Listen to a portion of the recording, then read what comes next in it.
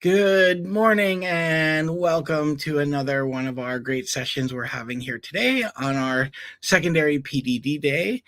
My name is John Shoemaker. I'm from the Department of Educational Technology, and I will be introing and outroing this session on empowering literacy and learning with BrainPOP, which we know we all love BrainPOP and Moby. So this is definitely going to be a great session where you're going to get some strategies that you can take right back into your classroom and use BrainPOP to help out with some literacy and learning.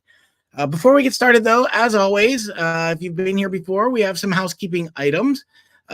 First and foremost, we do know there are some bugs with the chat. So if you do not see the chat box over there, if you're on a computer, it might be down there if you're on a mobile device. But if you cannot see the chat box at all, you're going to want to open an incognito window in Chrome, copy the URL, paste it in there, and log in that way, and the chat should appear. It's just a bug with some of our filtering software we're working on. So but we do definitely want you to use the chat over there to communicate. Please feel free to share where you're joining us from. We've already got some Okehili as well, a couple people from Okehili, which is wonderful. So please use the chat to share your ideas and any aha moments that you might have. Also, don't forget down below to like this video and subscribe to our channel. You can also hit the bell, which will give you a notification anytime we go live or post a video. We have about 8 live streams today we'll talk about in a second. We also have the amazing Gail in the chat from the EdTech team. She's already introduced herself as well. She is going to be moderating for us. She has a wrench next to her name. So she's going to answer any questions that you might have as well in the chat box. And so with that, we also want to share with you our amazing schedule for today. So if you got our newsletter, you have seen we have a great day of amazing content. And one of the amazing things too is that if you miss any of these sessions, they're all going to be right on our channel, which is EdTech Team down below. You just click on that and go to the live section, and you can watch any one of these as a replay on demand anytime you want. That's the great power of doing this through StreamYard. You can also, if you need points, go through ELM. You need to make sure that you do enroll in the course if you want points by the end of today, because we are going to close those off. But if you need the points, you can just go into ELM and search for whatever key. This would be BrainPOP. I'm sure you'll find it. So please feel free to join us anytime today. Share it with your colleagues. We love sharing all of these great things with you. And so with that, I am going to be bringing up the amazing Bobby Bear from BrainPOP, and she's going to talk about how you can empower literacy and learning with BrainPOP. So with that, Bobby, welcome to the stage.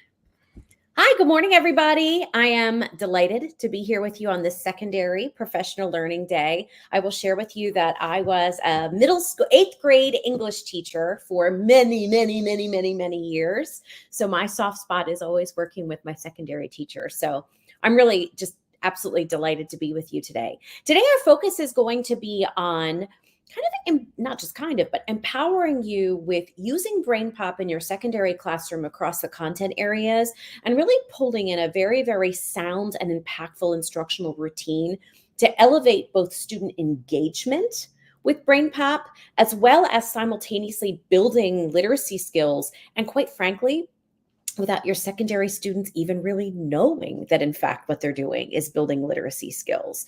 So it's kind of, think of it as sort of like the BrainPOP twofer for today. We are going to interact and engage with one another because I'd really love to just get your insights as we're working together. That really helps me drive where we're going from one moment to the next. So you're going to find that I am going to somewhat frequently use a tool called Slido. It is really easy to use. You'll have access to a QR code, a quick link, etc., so that you're going to be able to give me some information as we're learning and working together. All right. So with that in mind, let's go ahead and let's dive in. This is that Slido tool that I was just referring to. Again, really easy to use, I promise you. So all that you do is you can either open up a new tab and go to slido.com and enter that code that you see here, 4189321. Or you can simply use a device that you've got handy and use that QR code. Now, just to let you know, anytime that we do engage with Slido, the link, or I'm sorry, the QR code, the hyperlink, and that code will appear. So don't feel like you have to like frantically write that down because it's going to surface for you. All right. So with that in mind, let's go ahead and let's get started. Okay. I want you to think about, to you, what is BrainPOP? So I'm going to ask that you finish this sentence. BrainPOP is. Okay. Now, if you've got pretty, working knowledge of BrainPOP, you should be able to really kind of take this to the next level. I do think it's really important for me to know that some of you that may not be familiar with BrainPOP, I need you to just be honest with me. Just tell me, BrainPOP is, I'm not really sure. I'm learning for the first time today. Okay? All right. So let's go ahead and let's engage that Slido. And again, you'll see that that link as well as that QR code is available for you. Just finish that sentence for me. This is a really great temperature check because it gives me a strong sense of where you are with your understanding of BrainPOP as we move forward. BrainPOP is. All right. Thank you for that great getting us started. Engaging videos. Yes. What else?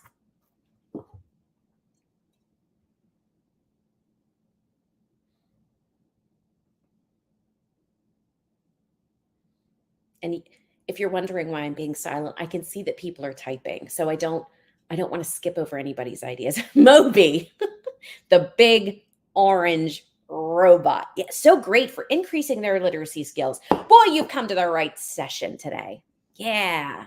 A way to engage students and get grades from them. Absolutely. Absolutely. Great. Supplementing instruction. I could not agree with you more. We are a really great supplemental tool that can sit side by side with your scope and sequence, your core curriculum, etc. Beautiful. Great. So I have not had anybody in the house say, I do not know what BrainPOP is. So it sounds to me like we've got some pretty good working knowledge, which means that you're at a really great session because what we're going to do is we're going to take sort of your use of BrainPOP and kick it up to the next level. So you're feeling really empowered about how you're using it. Oh, beautiful, easy to use, engaging. I would certainly hope so. Yeah, great. Thanks, Pearl. All right, here we go. So thanks for all of that insight. Here's what we're going to tackle together today. First of all, I am going to very, very, very briefly introduce you to all of those new level learning activities that launched in early July. Just so that you have a strong sense of what you've got at your fingertips that is new to BrainPOP, because I'd be remiss if I didn't mention that. Then what we're going to do is once we tackle just what came to BrainPOP in early July that you should just be aware of, then we're going to move into a really great, super, super, super easy to plan and easy to implement and also research and evidence-based instructional routine to really ramp up students' engagement in BrainPOP while also systematically, as we talked about before, increasing or the opportunity for students to be practicing their literacy skills, driving comprehension, etc. And then what I will do very, very briefly before we end our time together is I am going to show you how you can, A, build an assignment for those of you that maybe have not built an assignment in BrainPOP yet using those new level learning activities, etc. And B, take a look at your data from those assignments so you can really drive your next instructional steps and have a strong sense of, okay, so here's where some misconceptions and troubles surfaced as students were working in BrainPOP and building that background knowledge and boosting those literacy skills. Here's now where I can go with my instruction. So that's our game plan for today. All right. I am so curious, just because of the fact that you have shared a pretty sound working knowledge of BrainPOP. Share with me very, very briefly, what's your favorite way to use BrainPOP in your classroom? Or an alternative is, how have you used BrainPOP most recently with your students? I love this as just a general opportunity to kind of share how Palm Beach is using BrainPOP because, my heavens, I believe that good professional learning means that you take other people's ideas and put them into practice as well.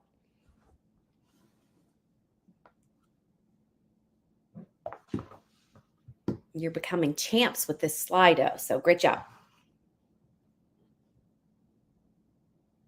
Yeah. Oh, absolutely. As a background knowledge builder before starting new topic, it's a great way to launch a lesson. Yeah. For the engagement, good. Yep. Excellent.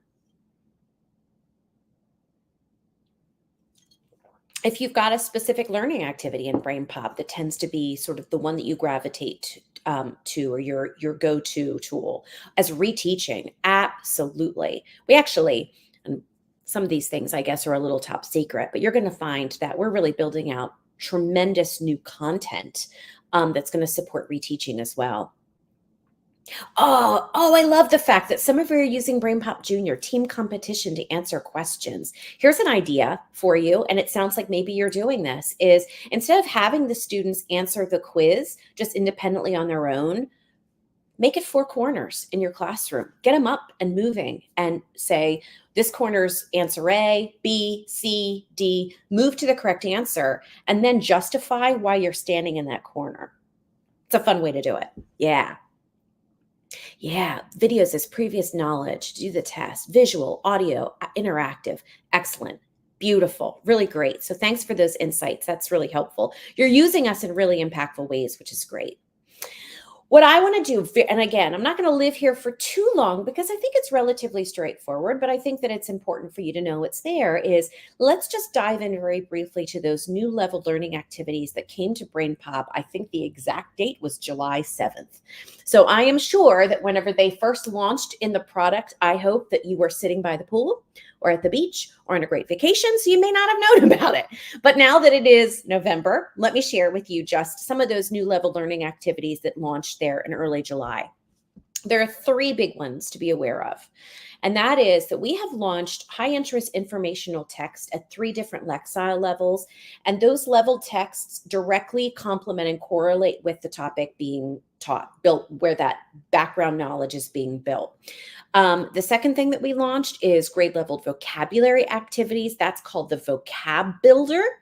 As I shared with you as a former 8th grade English teacher that loved wordplay and getting students really entrenched in just building that increased vocabulary bank, I love the Vocab Builder. I have a real weak spot for that one, as well as those quizzes that used to be sort of a catch-all. Whether you were teaching 6th grade or whether you were teaching 9th grade, they were all taking the same quiz. They have now been grade leveled and directly aligned to your Florida state standards.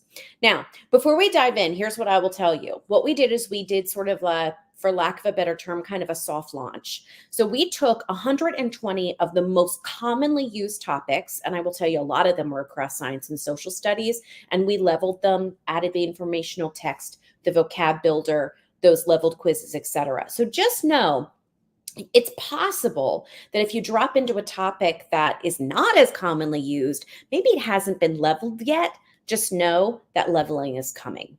So let's start first with Vocabulary Builder, just because I told you I just really like the Vocabulary Builder. Notice that, and this is what's a little different, it's now grade leveled. Okay, what this does is it provides you with some differentiation opportunities. So for those of you who do support high school students, never fear. Please feel free to always use the 8th grade or maybe even lower if that's what you feel that your specific students need, because you certainly know them so very well. But just know that within these grade leveled vocabulary builder activities, you can differentiate now by grade level.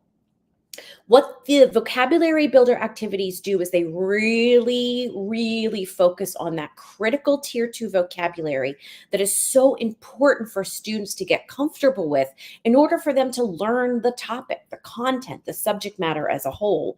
And what I really like about the vocabulary builder activities for each one of these tier 2 vocabulary words is, first of all, it's auto-graded, which means that you get instant data.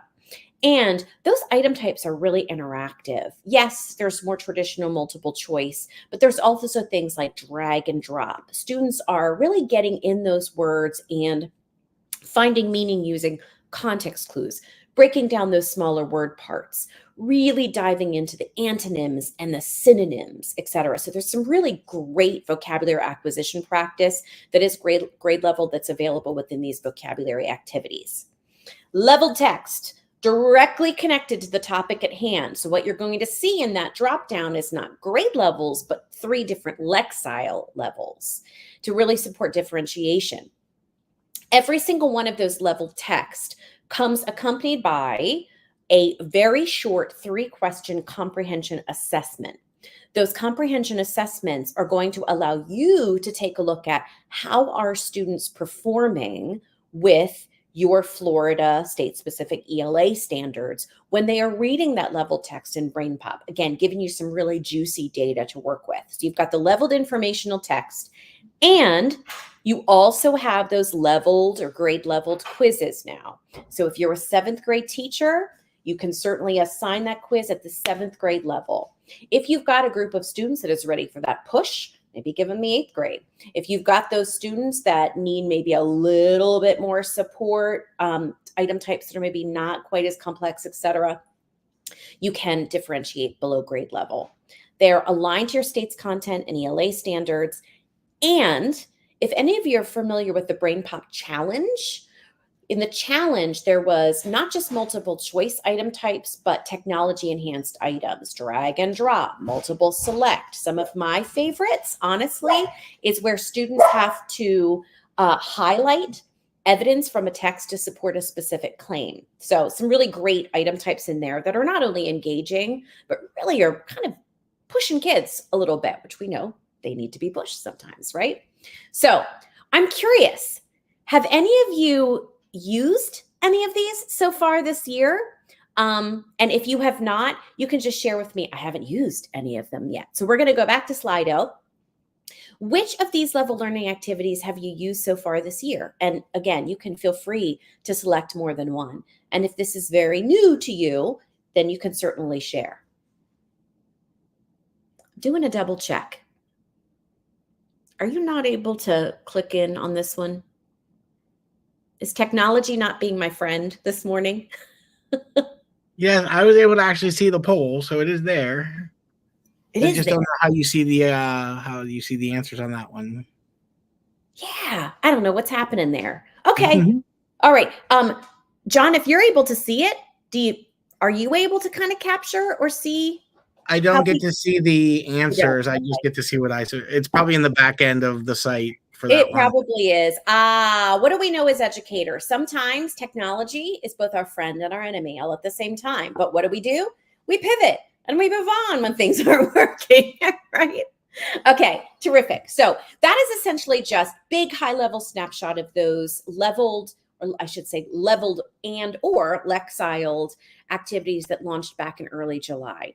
Please feel free to just pull them in to your instructional planning. Okay? All right. So now it's working. Hey, there we go. All right. So it looks like 50% of you, but half of you haven't used them yet. So I think that this was, time well spent. This essentially just kind of gives you a highlight of now what you have at your fingertips. Looks like some of you have dabbled around a little bit with some of them, which is great. So thanks for those insights. And I am relieved to see that technology is working this morning. All right. Now, what we're going to do is we're going to dive into an instructional routine for you to really think about the next time that you're building BrainPOP into your instruction. Okay?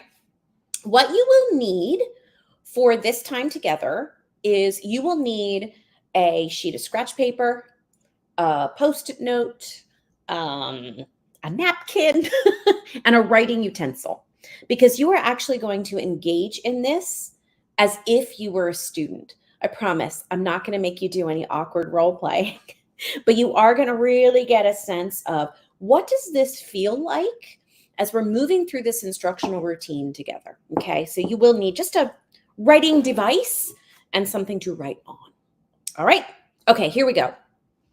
So we are going to really drill down now into a research-based instructional routine that not only gets students really delving more deeply into that movie, but also systematically giving them an opportunity to really work those comprehension and literacy skills. Okay, so as I kind of joked before, think of this as sort of like the BrainPOP twofer, if you will. All right.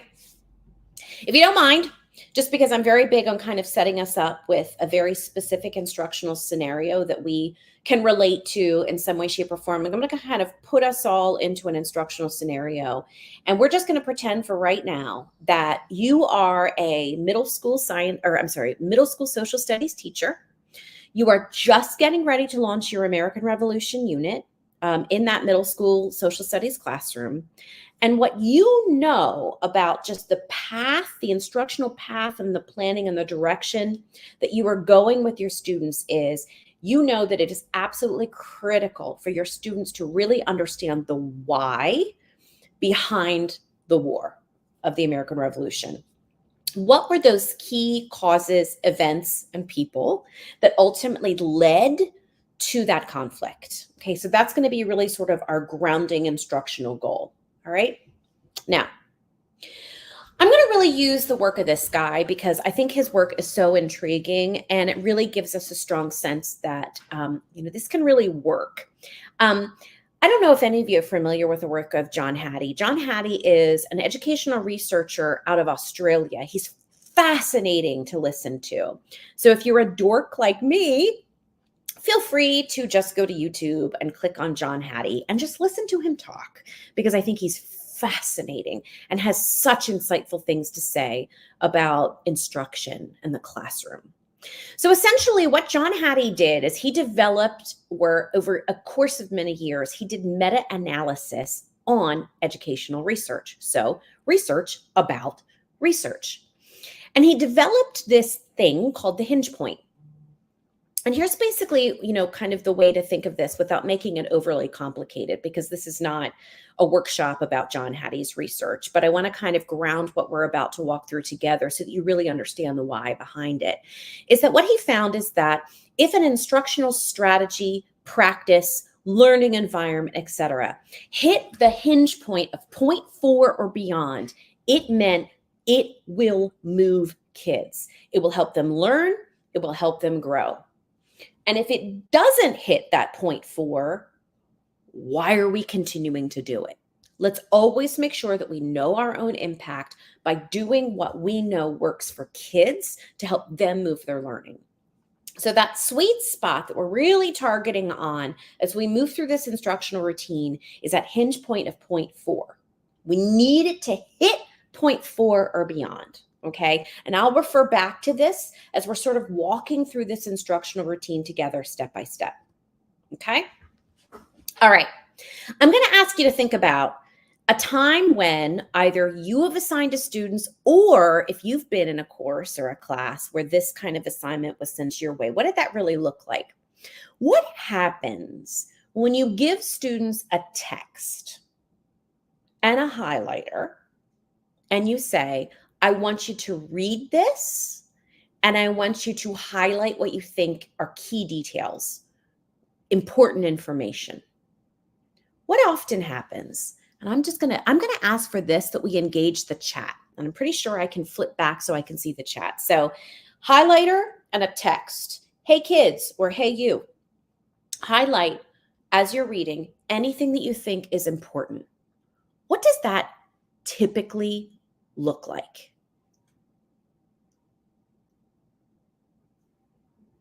And you can drop that in the chat.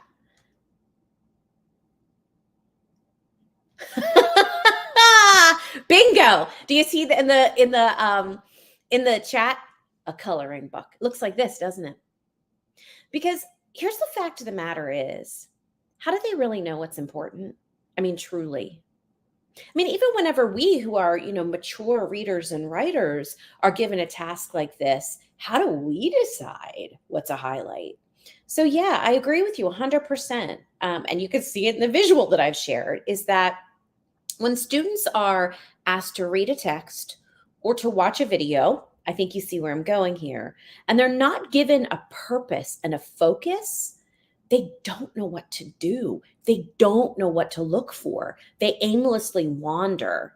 And so if you've ever hit, and I know whenever I first began teaching, students would watch a short video or read a short text. And afterwards I would say, hey, what'd you learn? What was important? And I get a lot of shoulder shrugging. And at first I was kind of frustrated with them, but no, it was me. I was the problem. And I'm going to try not to begin singing that Taylor Swift song about it's me. Hi, I'm the problem. It's me, right? So how can we really reverse this in the classroom? This is what we're going to do. We're going to have students, the next time that they are being provided with the opportunity to build background or review based upon what you shared initially, content. We're going to have them watch that video with a very, very, very strong sense of purpose and focus. And here's the thing, you don't have to design that focus and purpose for them, because guess what? We actually already kind of did it for you and for them. For those of you, and so, very obviously, you're very comfortable and confident with BrainPOP and the movies. Remember that those movies within the first 25 to 30 seconds present the viewer with a letter. The vast majority of the time, those letters are framed as questions. So you can see, knowing that I am really focused today on what led up to the American Revolution, that letter question is, why did America break away from England? Okay. That's my focus. That's my question. So what I'm going to do is I'm going to say to my students, all right, this is your job. As we are watching either the BrainPOP movie together, or if it's an independent station, if they're watching it independently, your sole job is to listen for and watch for potential answers for this question. Why did America break away from England? That's it.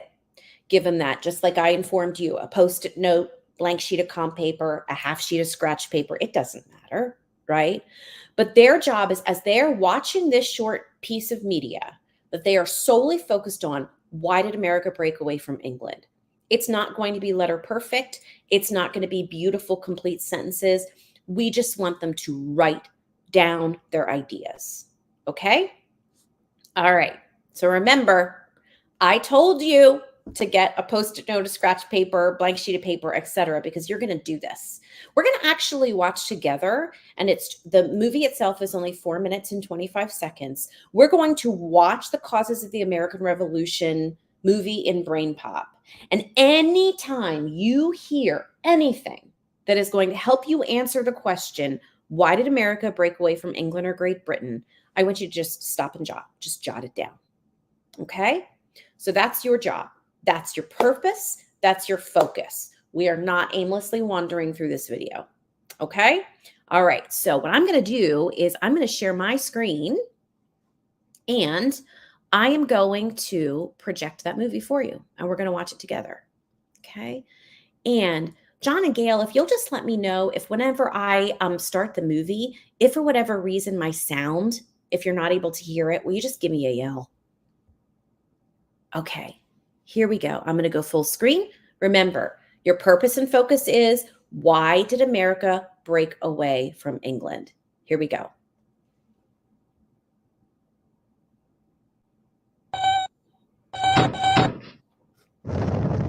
What are you doing? Dear Tim and Moby, why did America break away from England? From Fauntleroy. Listen, don't answer any more letters without me, okay? Moby is partly right. The original 13 colonies didn't like being ruled by a king, King George III of England. But that alone probably wouldn't have been enough to spark the American Revolution. What really got the colonists angry was not having any representation in Parliament, the British version of Congress. The Parliament could pass laws affecting American colonists, even though none of the colonists voted. Parliament passed the Quartering Act in 1765. It said that British soldiers in the colonies could stay in any private home they wanted. The families living there would have to house and feed them. The colonists were especially angry about all the taxes Parliament heaped on them. The first of these was the Sugar Act of 1764. It was a tax on sugar, molasses, and other stuff the colonies imported. This act prompted James Otis, a Massachusetts lawyer, to famously proclaim, "Taxation without representation is tyranny." No taxation without representation became the battle cry of the colonists. Kind of a complicated battle cry, but they were saying what was on their minds.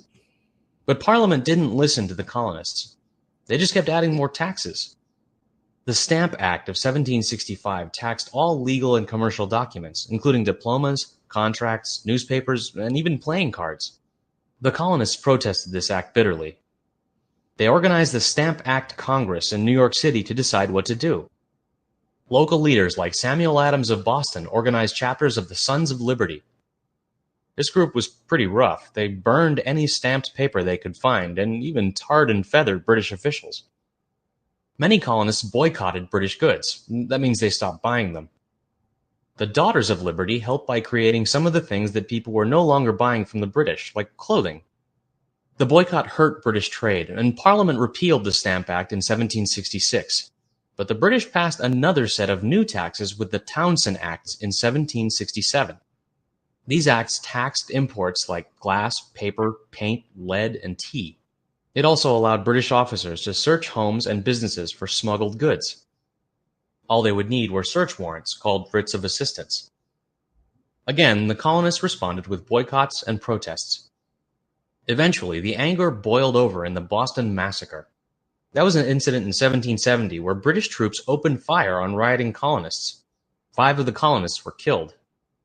The British repealed the Townshend Acts that same year, but later passed the Tea Act in 1773. Yeah, you can sort of see why the colonists might have been getting irritated at this point. The Tea Act said that colonists had to buy all their tea from England. The colonists responded with the Boston Tea Party on December 16, 1773. A group of men disguised as American Indians boarded 3 tea ships docked in Boston Harbor. They broke open the tea chests and threw them overboard. King George III and the British Parliament knew that they couldn't back down at this point, so they passed the Coercive Acts in 1774. The acts called for a naval blockade of Boston Harbor until the tea from the Boston Tea Party was paid for. No ships were allowed in or out. The Coercive Acts were known to the colonists as the Intolerable Acts. They also banned committees of correspondence. These were groups in different colonies that exchanged letters about colonial politics.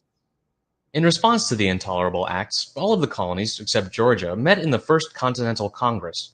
The Congress decided to ban all trade with England until the acts were repealed. It also called on each colony to begin training militias or armies. Fighting broke out between British and colonial soldiers in Lexington, Massachusetts. It was April 19, 1775, the beginning of the Revolutionary War. Fine, you can keep playing king now. No, I don't think I want to be one of your loyal subjects. Okay, great. There we go. Excellent. All right. So, speaking with you really candidly, even that 4 minutes and 25, if we had a lot of time to play with, etc., I would stop and pause throughout that movie to just engage and see what nibbles and nuggets they had gathered so far. But because of time, etc., I didn't do that with you. But I'm always a strong advocate for, as that movie is playing, pause, engage, etc. Students need it. Okay. And you probably did too. Right? Okay. Now let's take this to that next step. You just watched with a strong sense of purpose and focus, and you've got a couple initial ideas and answers. Discussion. Students have to talk about what it is that they've just learned or are learning. Now, if we go back to John Hattie, as I shared before, remember that hinge point is a 0.4. We know that if something hits that hinge point, it's going to move kids. Classroom discussion, getting students talking in whole group, small group, one-on-one with another student, with you, the teacher. It has huge impact. 0.82. That hinge point is doubled. So, second step, you know exactly where I'm going here. After students watch that movie very preliminarily, have them just turn and talk with a partner, if they're in table groups, etc. And the thing is that you don't have to build the discussion question. They've already done that. What are some preliminary things that you found that could support a response to why did America break away from Great Britain? Okay. So I would love, even though I know we're all kind of sitting in our separate spaces, let's use that chat. Just share maybe just one thing that you wrote down in the chat that could potentially answer the question, why did America break away from England? Right there in that chat. We won't use Slido for this one. We'll get back to Slido here shortly.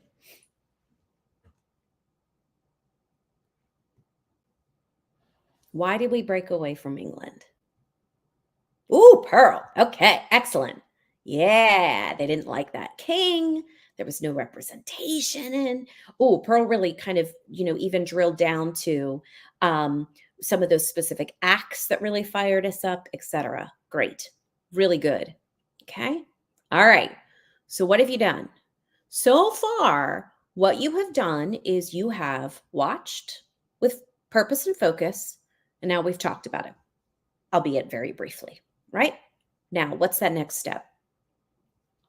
There is absolute and total power in going back to rewatch or reread something. If you take a look at that hinge point, 0.67. Okay. So remember, 0.4, got to have it. 0.67 takes it over the edge a little bit. Now, oh my heavens, I'm such a realist. I know that sometimes you are so pressed for time that going back to reread an entire text or rewatch an entire movie, etc., it's just not doable. It's not realistic. The beautiful thing about the BrainPOP movies is the vast majority of them are so short, you probably have the time.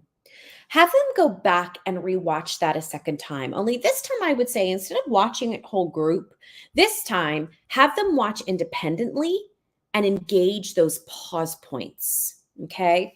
Remember that the pause points in the movie are those orange buttons that whenever the student hits one of those orange circles, it's going to pose a question to them.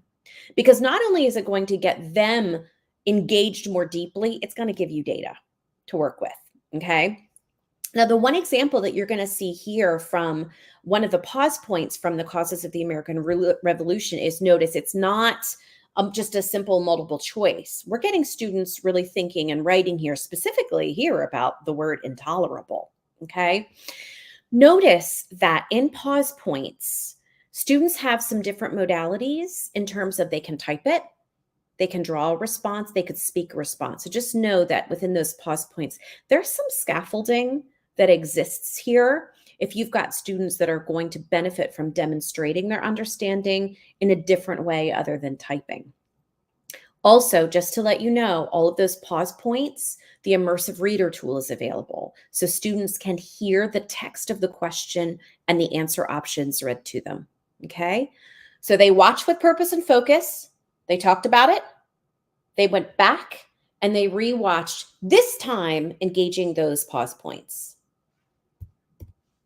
Here's a biggie. When students are able to summarize learning, it has tremendous impact.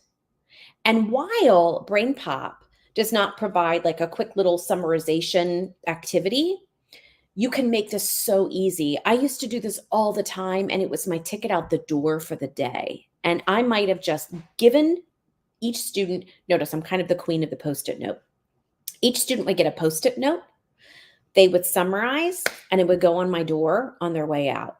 So let me give you a really great, easy, and also fun strategy for summarization that your students will really latch on to. And anytime you ask them to do it, they're going to get better and better and better at it.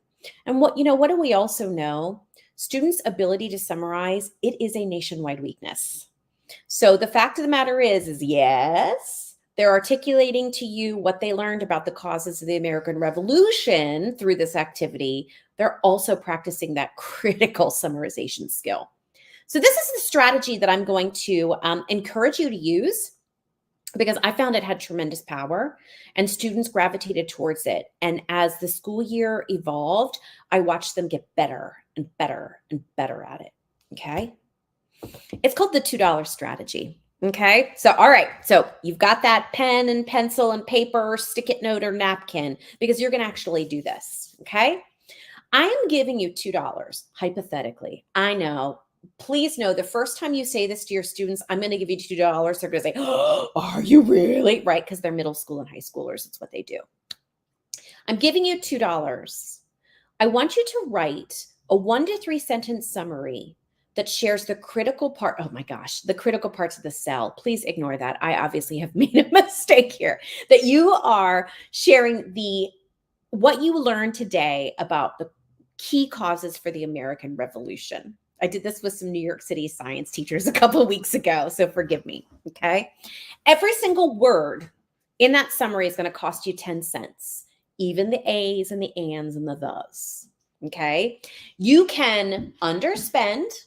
So if you spend $1.70 or $1.80, that's fine. You cannot overspend. I'm not giving you additional money. Okay. So here's what I want you to do.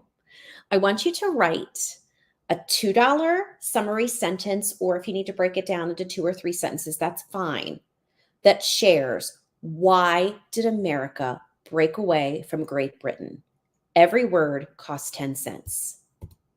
You can feel free to draft it right there on that blank sheet of scratch paper, or you can put it right in Slido. But I would like everybody to share their $2 summary creations and also share what you spent. So you're going to type in your summary sentence and then jot down or share or type $2 or $1.80. Okay.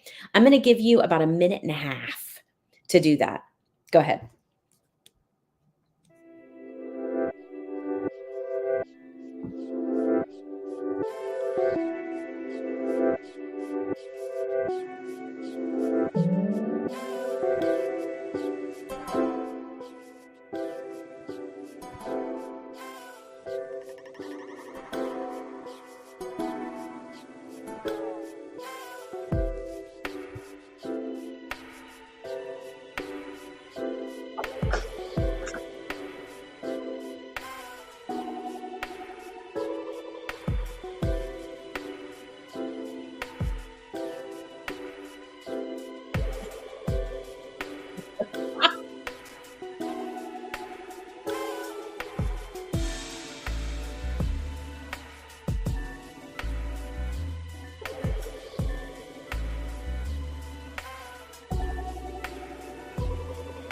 About 45 more seconds.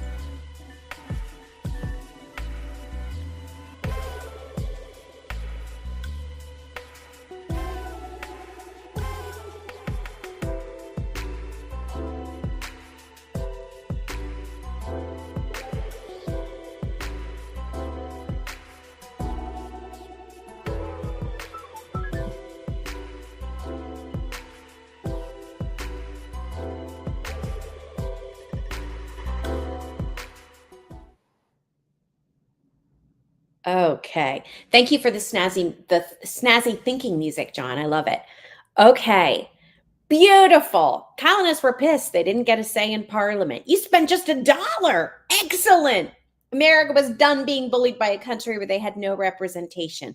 $1.30. Yeah. The colonists were against taxation from Great Britain. They were fed up being ruled unjustly. America broke away from England because they could not govern themselves and make their own laws. Also, they had to pay high unfair taxes. Excellent. Really great. The thing that I will tell you is that you have a lot of wiggle room for differentiation here. Maybe you've got a group of students that you're like, you know what? They're going to need more money than $2. Give them 3, right? You drive this. What you will find, or at least what I found with my students, is as the year progressed, I started pulling money away from them. So by the time we hit April and May, they had $1. And they were always so delighted at not only how they were able to summarize, but also the precision of language that they had really worked towards. So I think that there's so much that's embedded within this one very simple little exit strategy. It's showing you what they learned that day. They're practicing summarizing. They're practicing precision of language, etc. It's quick. It's easy, breezy. It really relies on little planning from you, but it has impact. And John Hattie would say, summarize, summarize, summarize. They've got to do it. And this is an easy, breezy way to do it. Okay? They couldn't govern themselves and had to pay. Yep. I respect the redo. Excellent. Okay. I want you to think about what we just walked through together. It was one lesson, one quick and easy lesson, setting you up for the rest of your American Revolution unit. But students, watch with purpose and focus versus that kind of aimless wandering that we see, right? And I mean, speaking with you really candidly, if I even set you in front of a video for 4.5 minutes with no purpose or focus, what will you start thinking about? What's for lunch? Lesson plans that have to be done, papers that have to be graded, what time you have to pick your kids up, right? Like, it's so easy to kind of like drift. Same thing for students. We've got to give them purpose and focus, just like we need that ourselves. They watch with purpose and focus. they talk about it, talk, right? Then they go back and they rewatch. And then they go back and they summarize what they've learned. It's easy. It takes little instructional planning, but it works. And you'll see as you're just kind of thinking about Hattie and that hinge point of point 4, it really kind of throws that hinge point off the charts. So you can feel good that what you're doing for students will help them grow. Okay? Great. I hope you found that really helpful. I'm just an avid believer that anytime you come to a workshop like this, you got to be able to take a tool or an idea or a resource and just put it in your instructional toolkit. So put that in your instructional toolkit and please feel free to share with others. Now, once students have participated in that instructional routine with BrainPOP, it's really important for you to see how did they do, because that's going to help you drive your next moves, right? Whether it's in BrainPOP or outside of BrainPOP. Because yes, so often we find that teachers, will use the results of the pause points or the quizzes, etc., to in fact, put it in their grade book. But I want you to start thinking about how can I actually really take the data in my teacher reports and use it to plan my next day, potentially. Okay. So what I'm going to do is I am going to go live within the site so that you have a real strong sense of what does this actually look like whenever I'm in my teacher reports. Okay. All right. So here I go. I'm going to go into BrainPOP. The first thing that I know that I have to do is I know that I have to build an assignment, because when I build an assignment in BrainPOP, I'm going to get that data all in that one spot that is going to enable me to really plan my next moves. Okay, so here I am. I'm just going to simply go to Causes of the American Revolution, and I'm going to click on that topic. All right, so you can see once you're in BrainPOP, here are all of those leveled activities that are available for you. Also notice 2 of the creative tools have returned a product. That's creative coding and also make a movie.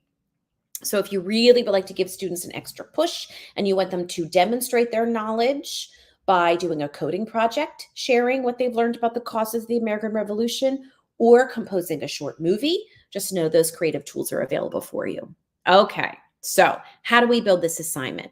Well, you got it. I'm going to click on Create Assignment, okay? And that's going to pull me into this area that has all of the learning activities for this topic available. Speaking with you very, very candidly, I would never suggest that you just click, click, click and assign everything. You don't have time, right? We would never be advocates that students' work in BrainPOP should take multiple days out of your instruction. We're a supplemental tool, right? So you pick and you choose, okay? Sometimes maybe that assignment does have more learning activities. Sometimes maybe it is just as streamlined and simple as just the movie with pause points, okay? So I'm going to pretend that I am a 6th grade teacher, and I know that because we watch together with purpose and focus, I then want them to do the movie with pause points. And I'm going to assign those pause points at that 5th and 6th grade level band, okay? Just because, I enjoy it. I am going to assign the vocabulary activity. I'm going to assign at the 6th grade level. If I want to push some students or maybe provide something that's maybe not quite as complex, I would just build another assignment using a different grade level, okay? And then what I'm going to do is I am going to have them do the quiz. And again, this is really just to show you how to build one of these assignments. So I've selected my grade levels and my activities, and then I'm going to click Next. And then I'm going to select my students, okay? So I'm going to either select my entire class, or if you're differentiating, you would just click on those specific students that you want them to get that assignment that you're building right now. And I'm going to hit Next. Okay, so here we go. I'm just going to type in, I can do Causes of the American. You can name it, obviously, whatever you'd like to name it. You can build a due date. You can schedule for later, etc. And then just know all of this is movable. So I would never say to you, you have to do it in this order. Okay. In fact, I would say that sometimes starting with a vocabulary builder activity can really have power. So just know you can click and drag things around here. and then click Assign. Now, you can either just simply say to students, log on to BrainPOP, and you're going to see your assignment there. Notice you can copy the link, drop in your LMS or another digital document, wherever you're housing your students' assignments, etc. And then they begin that work, okay? Now, how can you see how are they doing, okay? What you're going to do is you're going to go up here to the dashboard and click on that down caret and go to Teacher Reports. Okay. What you'll do is you'll see all of your classes in your dashboard, and then you're going to see all of your assignments. Now, speaking with you candidly, my data is not as robust as yours will be, but I can still show you how to do this. Okay. Obviously, I just assigned this one, so I don't have any student data, but I am going to go right here. I see that for this American Revolution Causes the War assignment in a small group of 7 students, 5 have completed it. So let me see, how did they do? I'm going to click on that link. These 3 tabs up here, and I'm going to focus today really on the 2. Okay, assignment progress and activity progress. These are going to be your key go-to areas. What does that assignment progress tab do? It really just shows you, hey, for the assignment that was built, here is how students are progressing. Who is done? Who hasn't started? Maybe because they're absent, maybe they just need a little gentle nudge, etc. And just preliminarily, just how have they done? Okay, I can see in the vocabulary builder assignment that Daniel and Marissa, I might want to dig deeper into this a little bit. Okay, quiz results are here. Now I want to see specifically how did they do on each step. So now I'm going to click from assignment progress to activity progress. Remember, when I took a look, it looked like 2 of my students maybe having a little bit of struggle with vocab builder. So I'm going to go to this drop down and I'm going to select the vocab builder activity. Okay, so this is pretty telling, right? So I can tell that question number 1 and question number 3 gave several students a little bit of a struggle, right? So what I'm going to do is I'm just going to check out what were those 2 questions, and I'm going to pull that into maybe the start of my class tomorrow. We're going to talk about those 2 words, or what are the synonyms and the antonyms for the word volunteer, etc. So just know you have these kind of like yellow boxes that really will show for you, how are they doing? And based upon how they're doing, what might you be able to do with your instruction, whether it's using BrainPOP or outside of BrainPOP, to really support their learning. Okay, so I know that was a lot in a short period of time, and I see that our time together is actually very quickly coming to an end. But it always kind of amazes me how fast this time together goes. So we've walked through during our time together, we have walked through all of those new level learning activities. Then we dove into watch with purpose focus, discuss, rewatch, summarize. Remember that summarizing strategy.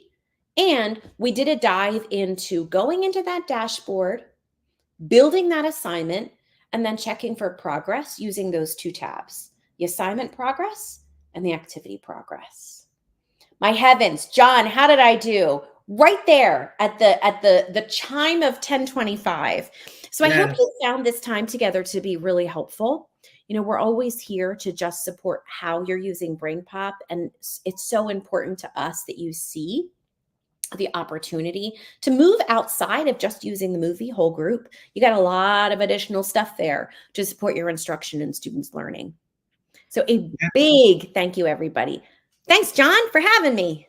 Yeah, thank you so much, Bobby. That's incredible.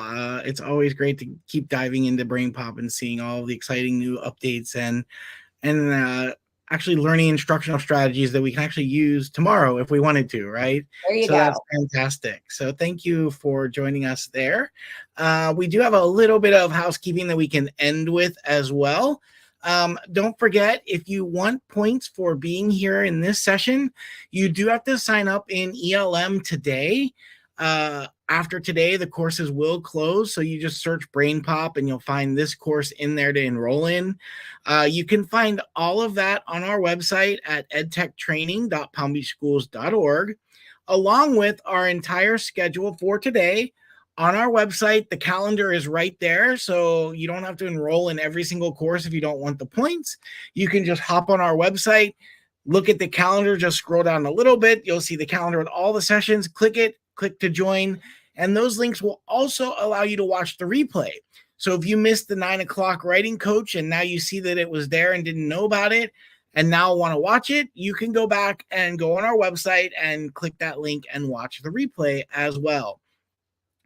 We also really want you to stay in touch with us. So we have a mailing list that we actually send out updates. So you may have learned about these trainings through our mailing list. That is also the best way we can get communication directly to you. And that also could possibly include paid trainings in the future. We were able to do paid trainings last year for people that stayed after school, 1 hour virtually. And we shared that on our mailing list as well. So don't miss those opportunities. Feel free to sign up there. We're also on X or Twitter, or I can't remember. I think it was called Xter, someone called it maybe. Or maybe it's Twix, even better, right? That's a great name. So please feel free to do that as well. And don't forget, again, our website is edtechtraining.palmbeachschools.org. And one more thing, don't forget to save the date for our technology conference. It's going to be live in person on February 24th at Dr. Garcia High School. And we are looking for presenters still. So presenter proposals are due January 10th. But if you get them in before, I believe it's December 20th, somewhere around there, it's on the website. But if it's around that date, you actually get a technology tool as well for free for presenting for us and getting your application in early. So we would love to see you present, maybe something you even learned here from BrainPOP. You can take something you've done in your classroom and share with your peers. So the website is also in the chat box there as well. We would love to see you either as a participant or even a presenter too. And so with that, on behalf of the entire educational technology team as a whole, we want to thank you for being here. We hope to see you in another session later on today. And again, don't forget to visit our website for all of these videos and support. Don't forget to like this video down below and subscribe to our channel so you have access to all of these training videos. And with that, have an amazing day, everyone. Bye-bye.